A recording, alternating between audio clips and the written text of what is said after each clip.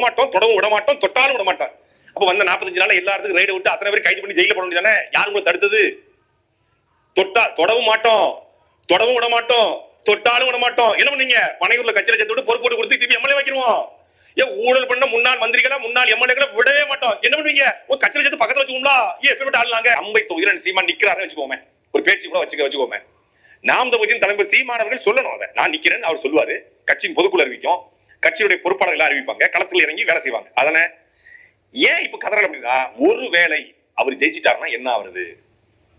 இந்த மூணு தடவை சட்டசபை நடந்திருக்கு. இந்த சட்டசபைக்குள்ள அண்ணன் சீமான் இருந்தா என்ன ஆகுன்னு கட்சிக்காரங்க அப்புறம் எழுதுனாம பேசுறாங்க. எல்லாம் தெரிஞ்சிச்சு, பூரா டம்மி பீஸா இருக்குன்னு தெரிஞ்சிச்சு. கேள்விக்கு திமுக கேள்வி கேட்டா பதில் கேள்வியை அவர் வச்சிருக்காரு. ஒருவேளை அந்த இடத்துல ஒரு ஆல்டர்னேட்டிவ் போர்ஸா, உண்மையான ஒரிஜினல் ஆல்டர்னேட்டிவ் போர்ஸா அண்ணன் சீமான் அவர்கள் போகும்போது எந்த கேள்வியும் முதலமைச்சரும் அமைச்சர் பெருமக்களும் கேட்க முடியாது. ஒருவேளை கேட்டா பதில் கேள்வி டைப்லாம் அடிக்க தேவையில்ல.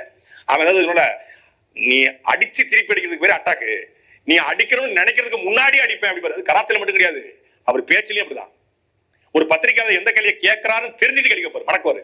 சட்டசபையில முதலமைச்சர் என்ன கேள்வி கேட்க போறாரு? அமைச்சர் ராஜ்மோகன், ஆதவ் அர்ஜுனா, பெரிய புரட்சியாளர், சொற்பொழிவாளர் சொல்லின் செல்வர் புசியானது, இவங்க எல்லாம் என்ன கேள்வி கேட்க போறாங்கன்னு தெரிஞ்சுக்கிட்டே அடிப்பாரு.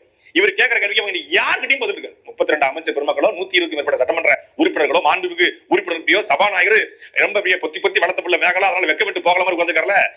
சபையில சபாநாயகர் நோக்கி எழுப்புற கேள்விகள்ல இது வரைக்கும் எதிர்கட்சி வெளிநடப்பு பண்ணிருக்கு, அமைச்சர்கள் வெளிநடப்பு பண்ணிருக்காங்க. சபாநாயகர் வெளிநடப்பு பண்ணி பாத்தீங்களா? சீமான முறை நடக்கும். கேட்கறது சபாநாயகர் இந்த சபையே வேணாம்டா. தேவரன் படத்துல சிவாஜி சொல்வார்ல, இது ஒரு பஞ்சாயத்து, இந்த பஞ்சாயத்துக்கு தேவைன்னு துண்ட ஊதி தோல்ல போட்டு போய் சபாநாயகரே போவாரு. அந்த அளவுக்கான ஆளர் சீமான். அப்ப போயிடக்கூடாது. டிவி தாவேக்கா வெளிக்காட்ட முடியல. சீமான் அம்பையில நிக்கிறார்கள் நம்மளே செய்தியாக்க கூடாது, நெகட்டிவ் பப்ளிசிட்டி உருவாயிடக்கூடாது.